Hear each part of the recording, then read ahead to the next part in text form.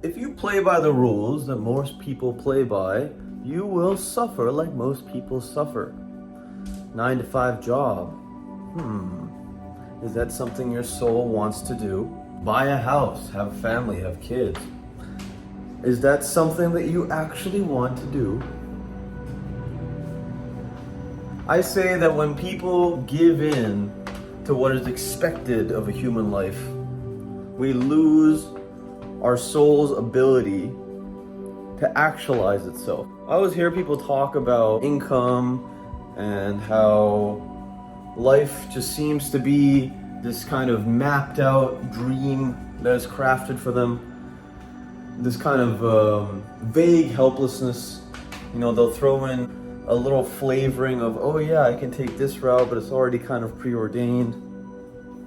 And I'm of the belief that these people have come to these philosophies because they have given in to what most people believe is the human reality. And it's easy to do.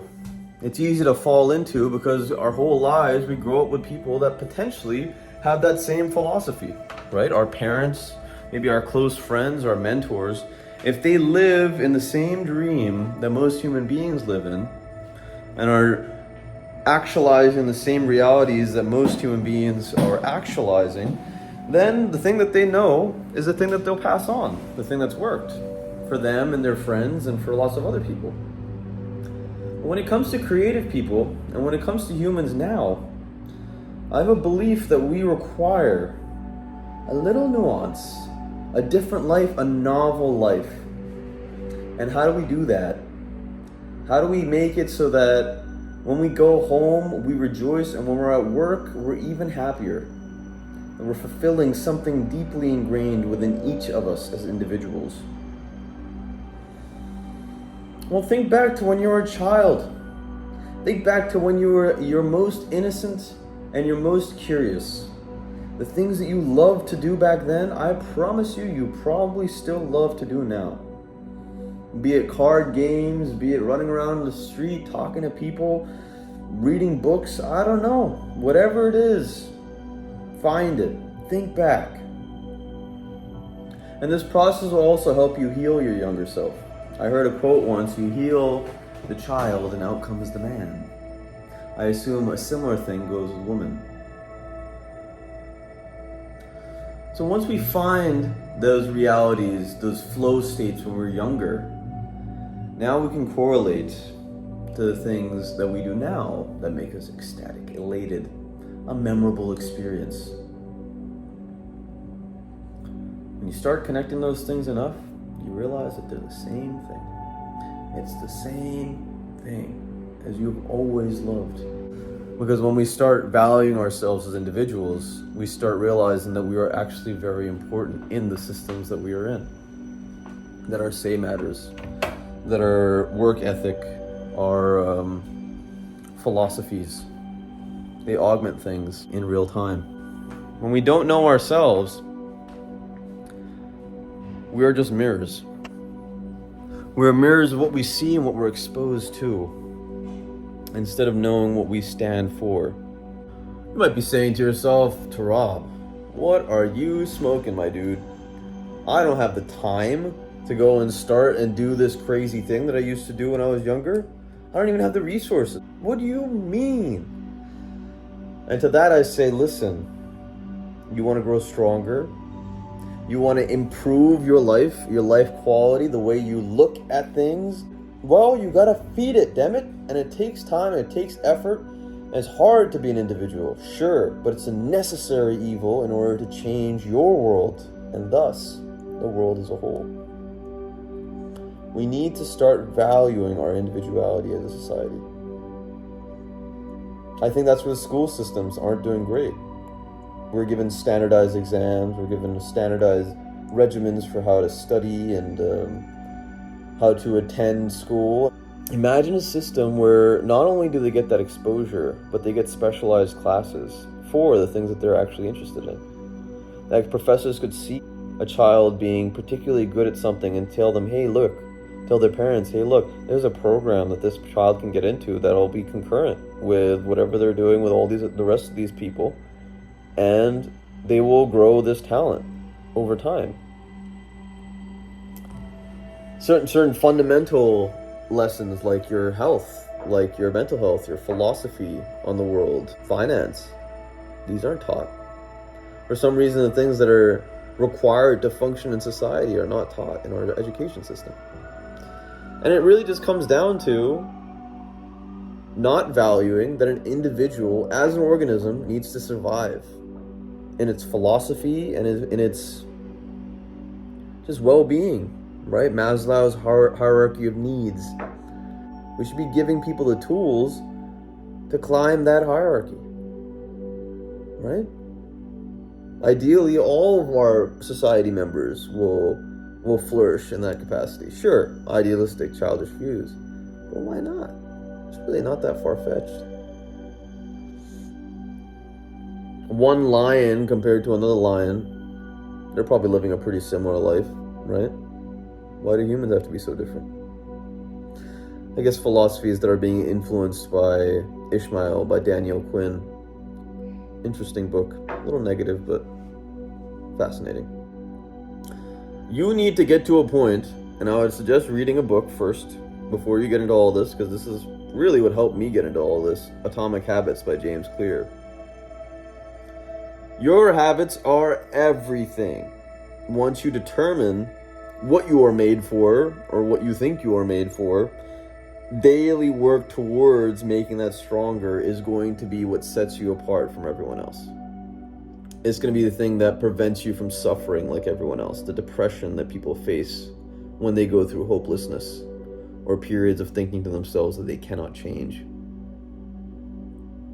Every day is a lifetime. Once you have that philosophy in your head, what do you want to accomplish during your whole lifetime? Try to fit it into a day so that you can die happily tomorrow. Think of all the stories that you've heard of immigrants, for instance, coming into this country and being in situations where they have no money, they have 2 kids, and they end up establishing a life where their kids are now becoming physicians. How'd they do it? How'd they manage having full-time jobs and also raising really cool children and maintaining their family ties and whatnot? Some of these people go on to become millionaires, billionaires, despite all these struggles. How do they do it? Efficiency. If they're with a partner, they devise strategies to go and tackle their goals more efficiently. They devise things that are cutting out time in their day and maybe reducing those. They come up with schedules for how to manage their children, or how to make more money, or how to still find moments to be happy and rejoice with the family, go to the park, have a pizza or something, Human values, human needs. They understand themselves to a degree, and they know that they already exist in a system, and they're trying to acclimate to that system. Fine. Where immigrants fall short a lot of the time, the very thing that made them individuals, they lose. But their persistence should teach you a lesson. It should teach you that if you want to do something in your life, then you can make the time.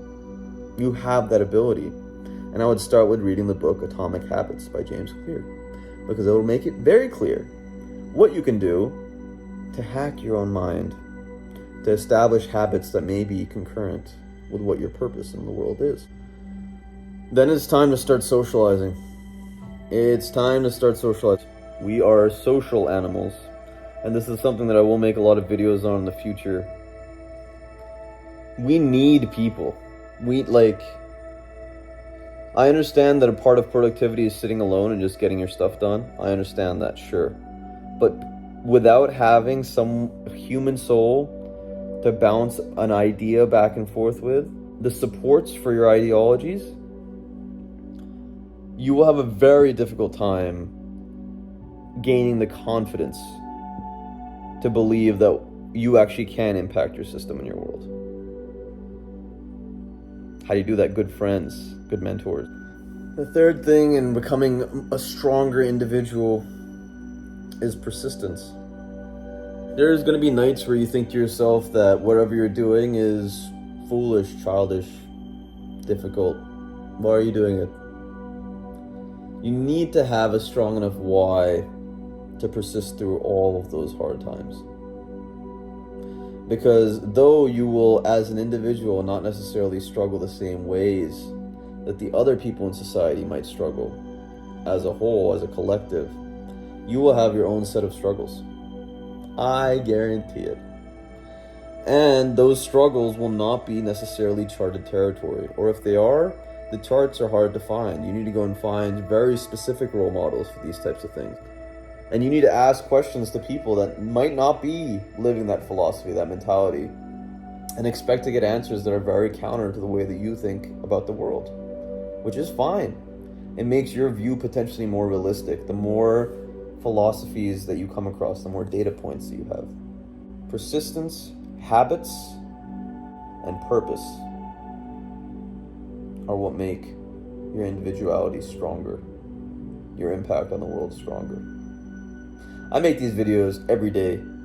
My goal is to give myself and the people watching these videos some tools to build their emotional intelligence so that humanity doesn't end up destroying this planet, but instead build something in accordance with nature. Description below, I have a bunch of links to my other social media where I talk about similar things.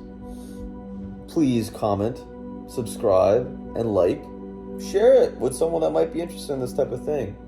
I'm starting to get an understanding of my audience, but I'm sure it's going to grow over time.